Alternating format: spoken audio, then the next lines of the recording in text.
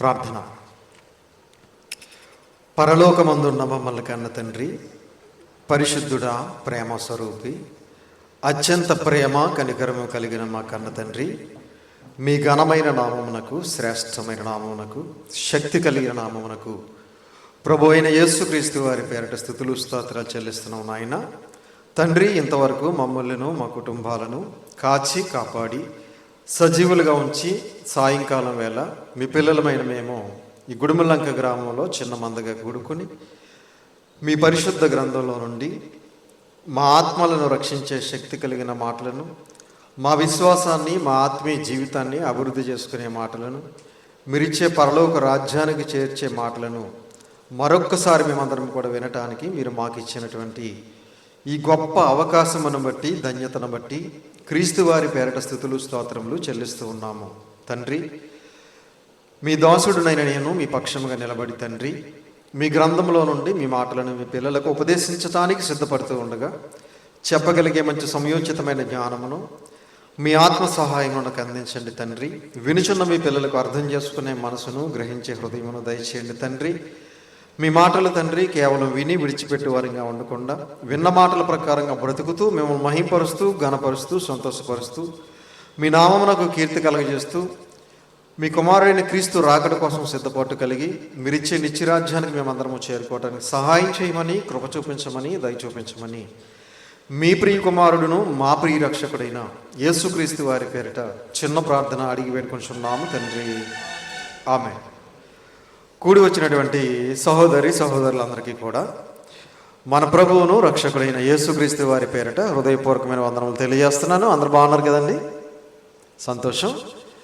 ఈరోజు ఒక మంచి పాఠాన్ని మనం నేర్చుకుందాం. ఈరోజు మనం నేర్చుకోబోయే పాఠం పేరు యేసుక్రీస్తు వారు అంజూరపు చెట్టును ఎందుకు శపించారు. యేసుక్రీస్తు వారు అంజూరపు చెట్టును ఎందుకు శపించారు అనే పాఠాన్ని ఈరోజు మనం నేర్చుకుందాం ప్రియులారా. బైబిల్ గ్రంథంలో దేవుడు ఎన్నో సందర్భాలను వ్రాయించడం అనేది జరిగింది. ఒక్కొక్క సందర్భాన్ని బట్టి ఒక్కొక్క పాఠాన్ని మనం నేర్చుకోవాలని, కొన్ని వేల సంవత్సరాల క్రితం జరిగినటువంటి కొన్ని సందర్భాలను పరిశుద్ధాత్మ ప్రేరణతో ప్రవక్తల ద్వారా, భక్తుల ద్వారా, అపోస్తుల ద్వారా దేవుడు గ్రంథస్థం చేయించి 66 పుస్తకాల మహాజ్ఞాన దివ్య గ్రంథాన్ని ఈ ప్రపంచ మానవాళి చేతికి అందించాడు ప్రియులారా. బైబిల్ గ్రంథంలో ఉన్నటువంటి ప్రతి సందర్భము కూడా ఈ ప్రపంచ మానవాళికి చాలా చాలా అవసరం. ప్రతి సందర్భాన్ని బట్టి మనం ఒక గుణపాఠాన్ని నేర్చుకోవాలని దేవుడు ఎన్నో మాటలు పరిశుద్ధ గ్రంథంలో వ్రాయించాడు. కనుక ఈరోజు యేసుక్రీస్తు వారు అంజూరపు చెట్టుని ఎందుకు శపించారు అనేది మనం బైబిల్ గ్రంథంలోకి వెళ్ళి నేర్చుకుందాం ప్రియులారా. ఒకసారి మత్తయి గారు రాసిన సువార్త 21వ అధ్యాయం. దయచేసి మీ చేతిలో ఉన్న పరిశుద్ధ గ్రంథాన్ని అందరూ తెరిచి చూడాలని ప్రేమపూర్వకంగా తెలియజేస్తున్నాను. మత్తయి గారు రాసిన సువార్త 21వ అధ్యాయం. మత్తయి గారు రాసిన సువార్త 21వ అధ్యాయము 18వ వచనం నుంచి జాగ్రత్తగా చూడండి ప్రియులారా.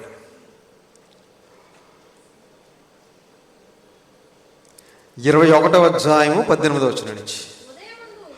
ఉదయమందు పట్టణమునకు మరలా వెళ్ళుచుండగా ఆయన ఆకలి కొనెను. అప్పుడు త్రోవ పక్కను ఉన్న ఒక అంజూరపు చెట్టును చూచి దాని వద్దకు రాగా దాని యందు ఆకులు తప్ప మరి ఏమీ కనబడలేదు కనుక దానిని చూచి ఇక మీదట ఎన్నటికి నీవు కాపు కాయకుందువు గాక అని చెప్పాను. తక్షణమే ఆ అంజూరపు చెట్టు ఎండిపోయెను. అమ్మ తీసారా? మత్తయి గారు రాసిన సువార్త 21వ అధ్యాయము 18వ వచనం. అందరూ చూడాలి. ఉదయమైనప్పుడు పట్టణమునకు మరలా వెళ్ళుచుండగా, ఉదయమైనప్పుడు పట్టణానికి వెళుతున్నాడంట ఆయన. ఏ పట్టణం? యెరూషలేము పట్టణానికి వెళుతున్నాడు ఆయన. యెరూషలేము పట్టణానికి వెళుతున్నాడంట. మరలా అనే పదం ఉంది చూడండి. అంటే అంతకుముందు చాలాసార్లు యేసుక్రీస్తు వారు యెరూషలేము పట్టణానికి వెళ్ళి ఉండాలి. మరలా అంటున్నాడంటే అంటే ఇంతకుముందు ఖచ్చితంగా ఆయన వెళ్ళి ఉండాలి. యేసుక్రీస్తు వారు అలా ముందు యెరూషలేము పట్టణానికి వెళుతూ వస్తూ ఉన్నప్పుడు ఖచ్చితంగా ఆ త్రోవ పక్కన ఉన్న అంజూరపు చెట్టుని ఏం చేసి ఉండాలి? చూసి ఉండాలి. ఏమండి? అయితే ఎప్పుడు ఆ చెట్టుని కాయలు కనిపించలేదు. మరలా వెళుతున్నప్పుడు ఒకవేళ ఏమన్నా కాయలు ఉన్నాయేమో అని ఆ చెట్టు దగ్గరికి వచ్చి ఏం చేశాడంట? ఆ చెట్టు దగ్గరికి వచ్చి ఆగి చూశాడట, ఏమన్నా కాయలు ఉన్నాయేమని. ఏమున్నాయి? ఆకులు తప్ప మరేమీ లేవంట. ప్రియమైన దేవుని పిల్లలారా, ఆకులు ఎవరు తింటారు చెప్పండి? తింటే కాయలు తింటారు కానీ ఆకులు ఎవరు తింటారు కదా. కాబట్టి కాయలు ఏమైనా ఉన్నాయేమో అని చూశాడట. ఎందుకు చూశాడు? ఆయనకు ఆకలేసింది. ఏమండి? ఏమేసింది? ఆ పదం మళ్ళీ చూడండి. ఆయన ఆకలి కొనగానే పదం ఉంది. ఆయన ఆకలి కొనెను. యేసుక్రీస్తు వారు ఆకలి కొన్నాడట. ఏమండి? ప్రియమైన దేవుని పిల్లలు చాలామంది అంటున్నారు, యేసుక్రీస్తు వారు దేవుడు అంటున్నారు కదా, ఆయనకు ఆకలి ఏంటి అంటున్నారు చాలామంది. ఏమండి? ఆయన దేవుడే. ఎప్పుడు? పరలోకంలో ఉన్నప్పుడు దేవుడు, భూలోకానికి వచ్చినప్పుడు మానవుడు. ఆయన దేవుడుగా రాలేదైనా. ఎలా వచ్చాడు?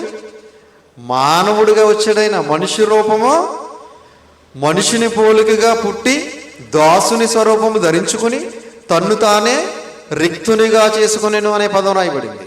కాబట్టి ఆయన దేవుడుగా రాలేదు, ప్రపంచ మానవాళిని రక్షించడానికి మానవుడిగా వచ్చాడు. కాబట్టి ఆయనకి మనకలాగానే ఆకలేసింది, దాహం వేసింది, నిద్ర వచ్చింది. అలాగే మనకలాగానే ఆయన శ్రమలు కూడా అనుభవించాడు, ఆయన బాధలు కూడా అనుభవించాడు.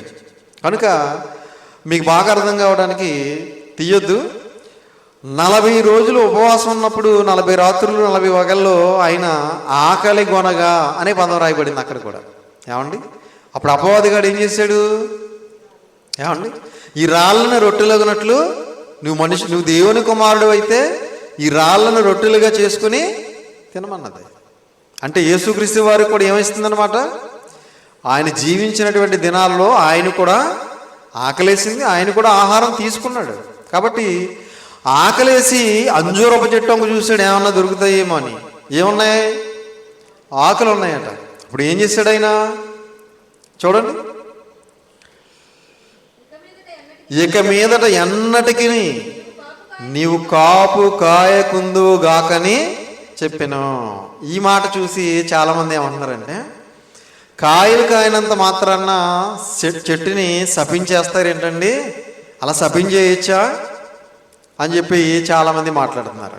ఏమండి? ప్రియమైన దేవుని పిల్లరా, కాయలు కాయనంత మాత్రాన చెట్టుని అలా శపించేయచ్చా అని చాలామంది మాట్లాడతారు. వెంటనే ఏమైందట? తక్షణమే అంజూరపు చెట్టు ఎండిపోయిందంట.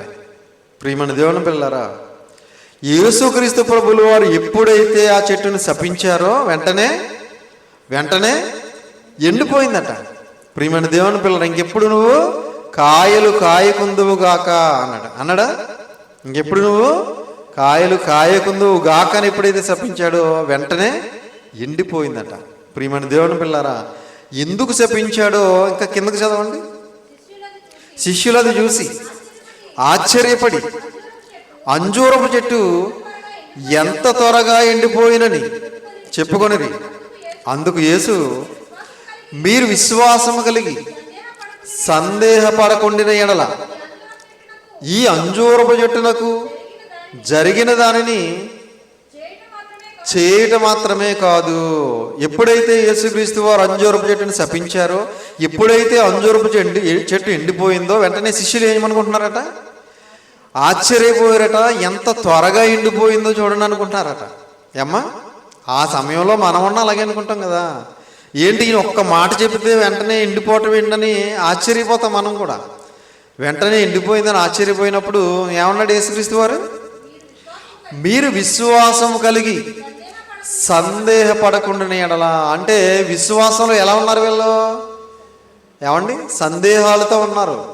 వారి విశ్వాసాన్ని బలపరచడం కోసం యేసుక్రీస్తు వారు అంటున్నారు, మీరు విశ్వాసమందు సందేహపడకుండా ఎడల ఈ అంజూరపు చెట్టునకు జరిగిన దానిని చేయటం మాత్రమే కాక ఈ కొండను చూసి నీవు ఎత్తబడి సముద్రములో పడవేయ బడుదుగాకని చెప్పిన ఎడల అలాగు జరుగునని మీతో నిశ్చయముగా చెప్పుచున్నాను. ఏమండి? ఈ అంజూరపు చెట్టుని నేను ఒక్క మాట అంటేనే అది ఎండిపోయిందని ఆశ్చర్యపోతున్నారు కదా మీరు కూడా విశ్వాసం కలిగి సందేహం లేకుండా ఈ కొండను చూసి ఇదిగో నువ్వు ఎత్తబడి సముద్రంలో పడవేయబడుదువుగా కంటే ఆ ప్రకారంగా జరుగుతుంది అని చెప్తున్నాడు యేసుక్రీస్తు వారు. ఏమండి? మీరు విశ్వాసంతో ఏది చెప్పినా కూడా అది ఏమవుతుంది? జరుగుతుంది అని యేసుక్రీస్తు వారు మరి ఈ సందర్భాన్ని బట్టి శిష్యుల యొక్క విశ్వాసాన్ని ఏం చేస్తున్నాడు? బలపరుస్తూ కింద ఇంకో మాట అన్నాడు చూడండి, మరియు మీరు ప్రార్థన చేయనప్పుడు వేటిని అడుగుదురో అవి దొరికినవని నమ్మిన ఎడల మీరు వాటన్నిటినీ పొందుదురని వారితో చెప్పాను. మీరు ప్రార్థన చేయనప్పుడు వేటినైతే అడుగుతారో అవన్నీ కూడా మాకు దొరికినవని నమ్మిన ఎడల, ఏదైతే మనం ప్రార్థనలో అడుగుతున్నామో దాన్ని దేవుడు మాకు ఇచ్చేశాడు అని నమ్మాలట. నమ్ముతాం ఏంటి మనం? ఏమండి? ప్రియమైన దేవుని పిల్లరా, ఇస్తే ఇస్తాడు, లేకపోతే లేదు, ప్రార్థన మాత్రం చేద్దాం అనుకుంటాం, అంతే కదండి. ఏమండి? ఖచ్చితంగా దేవుడు నాకు ఇది ఇస్తాడు అనే నమ్మకంతో ఎవరో ప్రార్థన చేయరు. చేస్తారండి? ఖచ్చితంగా దేవుడు నాకు సహాయం చేస్తాడు, ఖచ్చితంగా దేవుడు నాకు ఇది ఇస్తాడు అని నమ్మకంతో విశ్వాసంతో ప్రార్థన చేసేవారు చాలా తక్కువ ఉంటారు. ఏమండి? ఎక్కువ శాతం ఎలా ఉంటారంటే ప్రార్థన చేద్దాం, ఇస్తే ఇస్తాడు దేవుడు. ఏమండి? ఇప్పుడు లాటరీ తీస్తారు చాలామంది. ఎందుకు తీస్తారు? తగిలితే తగులుతుంది, తీద్దాం ఓ టికెట్, అంతే కదండి. అలాగే ప్రార్థన కూడా ఈరోజు చాలామంది చేద్దాం, దేవుడు ఒకవేళ చేస్తే చేస్తాడనే విధంగా ఈరోజు ప్రార్థనలో ఉన్నాయి ప్రియులారా. కాబట్టి యేసుక్రీస్తు వారు ఏమంటున్నారు? మీరు ప్రార్థన చేయనప్పుడు మీరు అడిగిన వాటిని దొరికినవని నమ్మిన ఎడల మీరు వాటన్నిటిని పొందుదురని వారితో చెప్పాను. ప్రియమైన దేవుని పిల్లరా, మన విశ్వాసాన్ని బలపరచడం కోసం, మన విశ్వాసంలో సందేహం లేకుండా ఉండటం కోసం ఈ సందర్భాన్ని యేసుక్రీస్తు వారు తెలియజేస్తున్నారు మనకి. అంజూరపు చెట్టుని ఎందుకు శపించారో మార్కు గారు రాసిన సువార్తలో మరికొంత సమాచారం తెలియజేశాడు చూడండి. మార్కు సువార్త 11వ అధ్యాయం.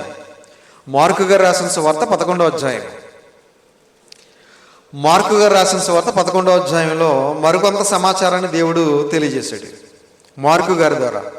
11వ అధ్యాయం 12వ వచనం నుంచి. ఒకే సందర్భాన్ని 2 లేక 3, 4 సువార్తలలో దేవుడు ఎందుకు రాయించాడంటే, ఒక ప్రవక్త ఒక అపోస్తలుడు తెలియజేయని సమాచారం మరొక అపోస్తలుడు తెలియజేస్తాడు కొంత సమాచారం. ఆయన తెలియజేయని కొంత సమాచారం మరొక అపోస్తలుడు తెలియజేస్తాడు. అలా 4 సువార్తల్ని మనం పరిశోధించి చదువుకోవాలనే దేవుడు 4 సువార్తల్లోని కొన్ని సందర్భాలు రాయించాడు, 3 సువార్తల్లో కొన్ని సందర్భాలు, 2 సువార్తల్లో కొన్ని సందర్భాలు, అలా దేవుడు వ్రాయించడం అనేది జరిగింది. ఇక్కడ మార్కు గారు రాసిన సువార్తలో కొంత అదనపు సమాచారం మనకు దొరుకుతుంది చూడండి. మరునాడు వారు బేతనియ నుండి వెలుచుండగా ఆయన ఆకలిగొని ఆకులు గల ఒక అంజూరపు చెట్టును దూరము నుండి చూసి దాని మీద ఏమైనాను దొరుకునేమో అని వచ్చెను. దాని వద్దకు వచ్చి చూడగా ఆకులు తప్ప మరి ఏమీ కనబడలేదు. అదే సందర్భాన్ని మళ్ళీ మార్కు సువార్తలో తెలియజేస్తున్నాడు. ఆయనకు ఆకలేసింది, అంజూరపు చెట్టు దగ్గరికి వచ్చాడు, దాని వంక చూశాడు, ఏమీ కనబడలేదట, ఆకులు మాత్రమే కనబడ్డాయట. ఏమండి? ఆకులు ఎవరు తింటారో? జంతువులు తింటాయి, మనుషులు తినరు కదండి. కాయలు ఏమన్నా ఉన్నాయేమో అని చూసేసరికి కాయలు ఏమీ లేవట. ఏం చేశాడు చూడండి అప్పుడైనా? అనగా అది అంజూరపు పండ్ల కాలము కాదు, అందుకు ఆయన ఇక మీదట ఎన్నటికి నీ పండ్లు ఎవరునూ తినకుందురుగాకని చెప్పెను. ప్రియమైన దేవుని పిల్లలారా, అక్కడ ఒక మంచి పాయింట్ మార్కు సువార్తలో మనకు దొరుకుతుంది. అది అంజూరపు పండ్లు కాలము కాదు. ఇది కూడా కొంతమంది ప్రశ్నిస్తున్నారు. ఏమనంటే, అంజూరపు పండ్లు కాలం కానప్పుడు దాని దగ్గరికి వెళ్ళటం ఎందుకు, దాని ఒక చూడటం ఎందుకు, దాన్ని శపించడం ఎందుకు అంటున్నారు. అంజూరపు పండ్లు కాలం అయితే అది కాస్తుంది, అంజూరపు పండ్లు కాలం కానప్పుడు అది ఎలా కాస్తుంది?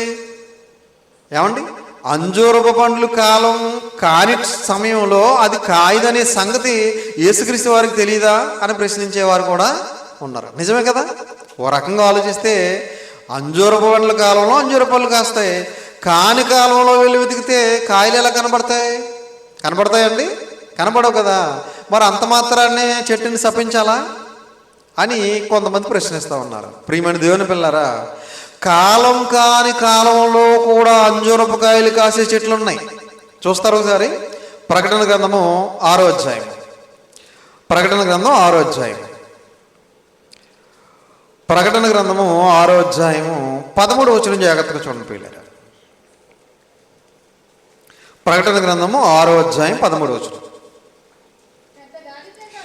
పెద్ద గాలి చేత ఊగులాడు అంజూరపు చెట్టు నుండి అకాలపు కాయలు రాలినట్లు ఆకాశ నక్షత్రములు భూమి మీద రాలిను.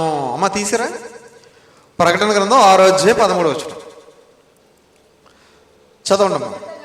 పెద్ద గాలి చేత ఊగులాడు అంజూరపు చెట్టు నుండి అకాలపు కాయలు రాలినట్టు ఆకాశపు నక్షత్రములు భూమి మీద రాలేను.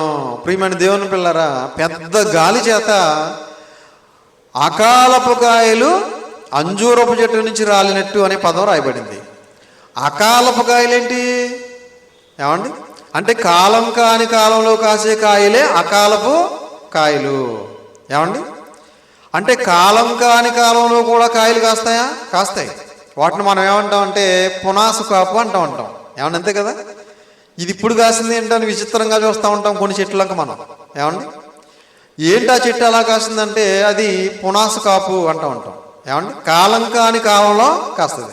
అంటే కాలం కాని కాలంలో కూడా అంజూరపు చెట్లు ఏం చేస్తాయి అన్నమాట. కొన్ని చెట్లు, అన్ని చెట్లు కాదు, కొన్ని చెట్లు కాలం కాని కాలంలో కూడా కాస్తాయి. ఇప్పుడు యేసుక్రీస్తు వారు చూసినటువంటి అంజూరపు చెట్టు అది సకాలంలోని కాయట్లేదు, అకాలంలో కూడా కాయట్లేదు. అందుకే యేసుక్రీస్తు వారు ఏం చేశారంటే దాన్ని శపించారు. ప్రియమైన దేవుని పిల్లరా, ఇక్కడ మీకు ఒక ఉదాహరణ చెప్తాను. మన పెరట్లో కానీ మన తోటలో కానీ మనం కొన్ని చెట్లు వేసుకుంటాం. ఏమండి, అంట్లు కానీ ఏవైనా ఫలాలు ఇచ్చే చెట్లు వేసుకున్నాం. ఆ చెట్లు కాయాలని మనం ఏం చేస్తాం? నీరు పెడతాం, అవసరమైతే ఎరువు వేస్తాం. అలా చూస్తూ ఉంటాం. ఎన్ని సంవత్సరాలైనా కాయట్లేదు అనుకోండి కాయలు, ఏం చేస్తాం? ఏమండి, చూస్తాం కాయట్లేదు. ఎన్ని సంవత్సరాలైనా నీరేస్తున్నాం, ఎరువేస్తున్నాం. ఏమండి, ఇప్పుడు ఏం చేస్తాం మనం? ఏమండి, ప్రారంభంలో నరికేయం, మొదట తిడతాం, అనవసరంగా వేసాం దీన్ని. ఏమండి, వేస్ట్గా వేసాం దీన్ని, ఇన్ని సంవత్సరాలు వేస్ట్గా దీనికి నీరు పెట్టాం, ఎరువేసాం, కాయలు కాస్తుందేమో చూసాం, ఇది శుద్ధ వేస్ట్ అని తిడతాం. ఫస్ట్ తిట్టి తర్వాత నరికి అవతల పడేస్తాం. అంతే కదండి. ఇప్పుడు మనం వేసుకున్నటువంటి చెట్టుని తిట్టే అధికారం మనకి ఎవరిచ్చారు? నరికే అధికారం ఎవరిచ్చారు మనకి? ఏమండి, ఎవరో ఇవ్వకర్లేదు. ఎందుకంటే మనం వేసుకున్నాం కాబట్టి, అది మనకు కాయలు ఇవ్వలేదు కాబట్టి మనం తిడతాం, అవసరమైతే నరికేస్తాం. అధికారం మనకు ఉంది. ఏమండి, ఇప్పుడు యేసుక్రీస్తు వారి వలన కలిగినటువంటి అంజూరపు చెట్టు ఆయన ఆకలి తీర్చలేనప్పుడు అది ఉండి ఉపయోగం ఏముందో చెప్పండి? భూమి సారాన్ని తీసుకుంటుంది, వర్షపు నీరు తాగుతుంది, కానీ యేసుక్రీస్తు వారి ఆకలే తీర్చలేకపోయింది. ఇంకెందుకు అది? అందుకే యేసుక్రీస్తు వారు ఏం చేశారు? శపించారు, ఎండిపోయింది. ఇందులో తప్పేముంది? అంతే కదండి. ఇప్పుడు కలిగి ఉన్నది ఏది? ఆయన లేకుండా కలుగలేదు. కాబట్టి ఆ అంజూరపు చెట్టు కూడా ఎలా కలిగింది అంటే యేసుక్రీస్తు వారి వల్లే కలిగింది. యేసుక్రీస్తు వారి వల్ల కలిగినటువంటి అంజూరపు చెట్టు యేసుక్రీస్తు వారి యొక్క ఆకలి తీర్చలేకపోయింది. అందుకే యేసుక్రీస్తు వారు దాన్ని శపించారు. ఇప్పుడు యేసుక్రీస్తు వారి వల్లనే కలిగాం మనం అందరం కూడా. యేసుక్రీస్తు వారి ద్వారా మనం పుట్టామంటాడు కొరింథీ పత్రిక 8వ అధ్యాయంలో. ఏమండి ప్రియమైన దేవుని పిల్లరా, కాబట్టి యేసుక్రీస్తు వారి ద్వారా మనం పుట్టాం కదా, మరి మనం కూడా మంచి మంచి ఫలాలు ఇవ్వాలి ఆయనకి. ఇస్తున్నామా మరి? ఏమండి మన నుంచి ఎన్నో ఫలాలు కావాలని ఎదురు చూస్తున్నాడు ఆయన, ఎన్నో ఫలాలు రావాలని కోరుకుంటున్నాడు ఆయన. మన నుంచి ఏ విధమైన ఫలాలు లేనప్పుడు మరి మనల్ని ఏం చేయాలి? మరి చెట్టు కాబట్టి శపించేశాడు, మనుషులుగా మనల్ని ఏం చేయాలి ఇప్పుడు? ఏమండి ఈరోజు మానవులుగా మనం అందరము కూడా నమ్ముకోవటం వరకు నమ్ముకుంటాం తప్ప ఏ విధమైనటువంటి ఫలాలు మనం ఫలించలేకపోతున్నాం. అవునంటారా కాదంటారా? ఏమండి ఈరోజు క్రైస్తవులలో ఇంచుమించు 90% మంది ఎవరు కూడా ఏ విధమైన ఫలాలు ఆయనకి అందించట్లేదు. ఏ ఫలాలు? ఆత్మ ఫలాలు. ఏమండి ఫలాలు అంటే మనం తినే ఫలాలు కాదు, ఆత్మ ఫలాలు. ఏమండి దేవుని కోసం ఉన్నతంగా బ్రతుకుతూ, దేవుడు చెప్పిన కార్యక్రమాలు చేస్తూ, దేవుడు వద్దన్నవన్నీ మానేస్తూ, దేవుని కోసం ఉన్నతమైన కార్యాలు, ఉత్తమమైన కార్యాలు, ధర్మ కార్యాలు, సత్కార్యాలు, వాక్యానుసారమైన కార్యాలు ఇలాంటివి చేస్తే మనం దేవుని దృష్టిలో అనేక ఫలాలు ఫలించిన వాళ్ళం అవుతాం. ఇలాంటివన్నీ మన జీవితంలో చేయట్లేదు అంటే మనం ఫలాలు ఫలించట్లేదు అని అర్థం. ఇప్పుడు మనం ఏం చేయాలి మరి? ఏమండి ఇప్పుడు చెట్టు ఫలాలు ఇవ్వలేదని చెట్టుని శపించేసాడు, ఎండిపోయింది. ఓకే ఏమండి ఇప్పుడు మరి దేవుని పోలికతో దేవుని స్వరూపంతో మనల్ని పుట్టించుకున్నాడు. మనకు అవసరమైనటువంటి అన్నీ కూడా ప్రకృతిలో పెట్టాడు. ప్రకృతిని మనం తయారుగా అనుభవిస్తున్నాం. ఏమండి గాలి పీల్చుకుంటున్నాం, భూమి నుంచి వచ్చే ఆహారం తింటున్నాం. ఏమండి అలాగే దేవుడిచ్చినటువంటి ఫలాలన్నీ కూడా అనుభవిస్తున్నాం. ప్రకృతిని అంతా అనుభవిస్తూ ఏ విధమైన ఫలాలు మనం దేవునికి ఇవ్వకపోతే ఇప్పుడు దేవుడు మనల్ని ఏం చేయాలి? ఏమండి ఏం చేయాలో చూద్దాం ఒకసారి. మత్తయి సువార్త 3వ అధ్యాయం, మత్తయి గారు రాసిన సువార్త 3వ అధ్యాయము 10వ వచనం చూడండి పిల్లలు. మత్తయి గారు రాసిన సువార్త 3వ అధ్యాయం 10వ వచనం. ఇప్పుడే గొడ్డలి చెట్ల వేరున ఉంచబడి ఉన్నది. ఏమండి ఇప్పుడే గొడ్డలి ఎక్కడుందట? చెట్టు మొదలను కాదు. ఏమండి మొదలు నరికామనుకోండి మళ్ళీ చిగురించే అవకాశం ఉంది.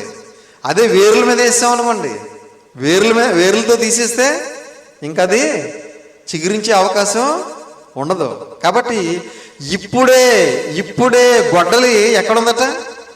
వేరు మీద ఉందంట, దగ్గరగా వేరు మీద పెట్టుకుని రెడీగా ఉన్నాడంట దేవుడు. చెట్ల వేరును ఉంచబడి ఉన్నది గనుక మంచి ఫలము ఫలింపని ప్రతి చెట్టు నరకబడి అగ్నిలో వేయబడిను. మంచి ఫలము ఫలింపని ప్రతి చెట్టు ఏం చేస్తాడట? నరికేసి అగ్నిలో వేస్తాడట. అంటే మంచి ఫలాలు ఫలింపని ప్రతి ఒక్కరిని దేవుడు నరికేసి చంపేసి నరకంలో పడేస్తాడని అర్థం ఆ మాటకి. అంతే కదండి ప్రియమైన దేవుని పిల్లరా. కాబట్టి ఇప్పుడు మనం ఏం చేయాలి? మంచి మంచి ఫలాలు ఫలించాలి. దేవుడు మెచ్చుకునే కార్యక్రమాలు చెయ్యాలి. దేవుడు చేయమన్న కార్యక్రమాలు చెయ్యాలి. దేవుడు వద్దన్నవన్నీ మానేయాలి. అప్పుడు మనం దేవుని దృష్టిలో మంచి ఫలాలు ఫలించిన వారంగా ఉంటాం. అప్పుడు మనల్ని దేవుడు కాపాడుతాడు, మనకు కావలసినవన్నీ అనుగ్రహిస్తాడు, మనల్ని ఇంకా బలపరుస్తాడు, బలమైన సాధనాలుగా మనల్ని వాడుకుంటాడు. మనం ఏ విధమైన ఫలాలు ఫలించకుండా ఒక మాడిపోయిన మోడిలాగా మారిపోతే, దానివల్ల ఏ విధమైన ఫలాలు రాకపోతే ఇంక దేవుడు ఏం చేస్తాడో చెప్పండి? ఇప్పుడు సారం అంతా తీసుకుంటుంది, ఆకులు మాత్రం వేస్తుంది, అంజూర పళ్ళు ఇవ్వట్లేదు. మనం కూడా సారం అంతా తీసుకుంటున్నాం ప్రకృతిలోంచి. దేవుని కోసం ఏ విధమైన ఫలాలు ఫలించట్లేదు. మనల్ని ఏం చేయాలి? ఇప్పుడు మనల్ని కూడా నరికి నరకంలో పడేయాలి. అంతే కదండి? అది న్యాయమేనా? న్యాయమే. కాబట్టి మనం ఏం చేయాలంటే ప్రసంగి గ్రంథం 9వ అధ్యాయం 10వ వచనం. ప్రసంగి గ్రంథం 9వ అధ్యాయం 10వ వచనం. ప్రసంగి గ్రంథం 9వ అధ్యాయం 10.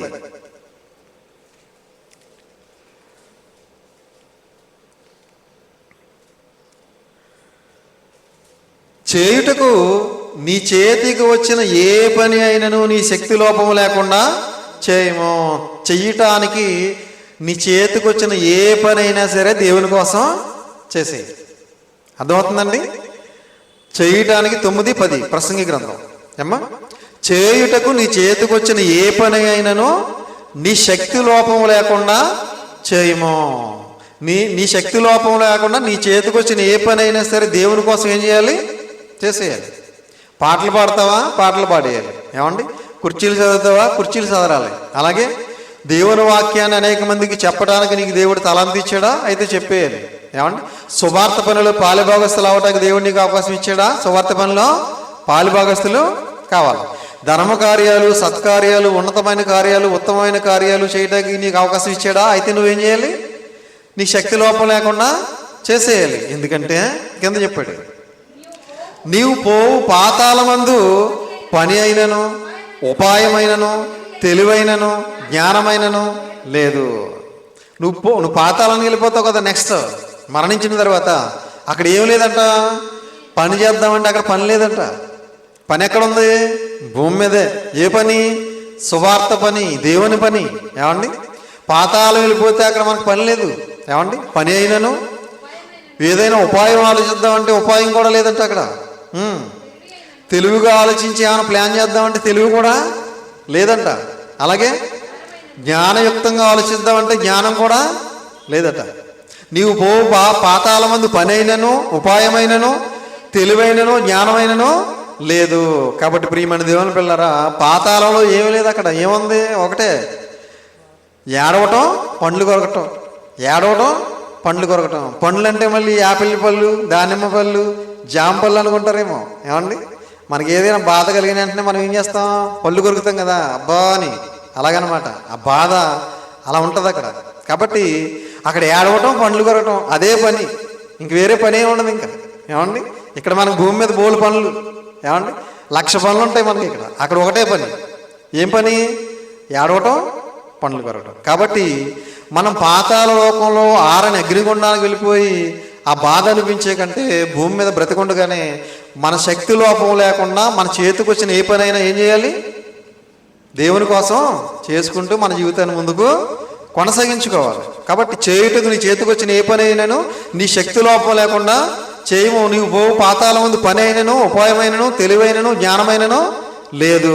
కాబట్టి భూమి మీద బ్రతికుండగానే, ఆరోగ్యం ఉండగానే, ఆయుష్ ఉండగానే, అవయవాలన్నీ చక్కగా పనిచేస్తున్నప్పుడే మనం దేవుని కోసం పనిచేసి పరలోకాన్ని స్వతంత్రించుకోవడానికి మనం ప్రయత్నం చేయాలి. కనుక యేసుక్రీస్తు వారు అంజూరపు చెట్టుని ఎందుకు శపించారంటే, ఇదిగో దానివల్ల ఉపయోగం లేదు కాబట్టి దాన్ని శపించాను, ఇదిగో అది ఎండిపోయింది, మీ వల్ల ఏమైనా నాకు ఉపయోగం లేకపోతే మిమ్మల్ని కూడా నరికి నరకంలో పడేస్తాను అని చెప్పటానికి ఇదిగో ఈ సందర్భాన్ని దేవుడు పరిశుద్ధ గ్రంథంలో 2000 సంవత్సరాల క్రితమే మన కోసం వ్రాయించాడు. కనుక అందరూ కూడా మంచి మంచి ఫలాలు ఫలించేవారుగా జీవించాలని, పరలోకానికి దేవుడిచ్చే నిత్యరాజ్యానికి దేవుని మాటల ద్వారా బాటలు వేసుకోవాలని ప్రేమపూర్వకంగా తెలియజేస్తూ ఈ మాటలు ముగిస్తున్నాను. తలలు వంచండి, చిన్న ప్రార్థన చేసుకుందాం. ప్రార్థన. పరలోకమందున్న మమ్మల్ని కన్న తండ్రి, దయగలిగిన మా దేవ, కృప కలిగిన మా తండ్రి, మీ ఘనమైన నామమునకు, శ్రేష్టమైన నామమునకు, శక్తి కలిగిన నామమునకు ప్రభు అయిన యేసుక్రీస్తు వారి పేరట స్తుతులు స్తోత్రాలు చెల్లిస్తున్నాం నాయన. తండ్రి, ఇంతవరకు మీ పరిశుద్ధ గ్రంథంలో నుండి ఎన్నో విలువైన మాటలు మేము నేర్చుకున్నాం తండ్రి. విన్న మాటలు విని విడిచిపెట్టేవారుగా ఉండకుండా విన్న మాటల ప్రకారంగా మేము జీవించడానికి సహాయం చేయండి. మంచి మంచి ఫలాలు ఫలించడానికి సహాయం చేయండి. మరిదిగో ప్రభువా, మేమందరం కూడా ఒకవేళ ఫలాలు ఫలించని వారిగా ఉన్నామేమో మమ్మల్ని మేము పరిశీలించుకుని, మమ్మల్ని మేము పరీక్షించుకుని, మేమందరం కూడా మీ వాక్యం ద్వారా మా జీవితాన్ని సరిదిద్దుకుని ఈ లోకంలో ఎంతకాలం అయితే బ్రతకాలని మీ గ్రంథంలో రాసుకున్నారో అంతకాలం కూడా మీ యందు భయభక్తులు కలిగి, విశ్వాసం కలిగి, మీ కుమారుని యందు భయభక్తులు కలిగి, విశ్వాసం కలిగి, పరిశుద్ధాత్మ అన్యోన్య సహవాసం కలిగి, వాక్యానుసారంగా ఆత్మానుసారంగా జీవించడానికి సహాయం చేయండి. తలలో ఉంచి ప్రార్థన చేస్తున్న మీ పిల్లలను, వారి కుటుంబాలను దయతో జ్ఞాపకం చేసుకోండి. వారందరినీ కూడా మీ కృపలో భద్రపరచండి, బలపరచండి, మీ చిత్తానుసారంగా నడిపించండి. పరసంబంధమైన ప్రతి ఆశీర్వాదంతో ఆశీర్వదించి, దీవించి సమస్త మహిమ, ఘనత, ప్రభావాలు మీరే పొందుకోమని మీ ప్రియ కుమారుడును మా ప్రియ రక్షకుడైన యేసుక్రీస్తు వారి పేరట చిన్న ప్రార్థన అడిగి వేడుకొంచున్నాము తండ్రి. ఆమేన్. అందరికీ వందనాలు.